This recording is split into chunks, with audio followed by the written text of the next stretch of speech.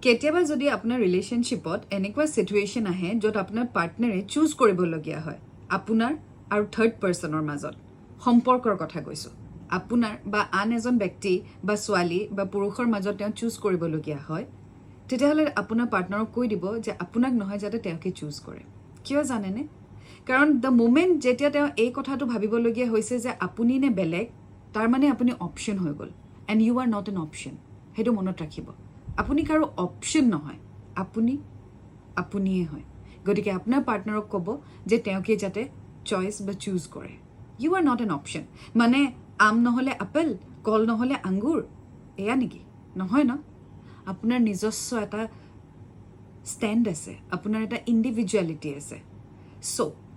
কেতিয়াও সম্পৰ্কত এই চিটুৱেশ্যনটো যদি আহে য'ত আপোনাৰ পাৰ্টনাৰে চুজ কৰিবলগীয়া হয় যে আপুনি নে অইন কোনোবা তেওঁক ডাইৰেক্ট ক'ব তেওঁকে চুজ কৰক মোক নালাগে I am not an option for you I am me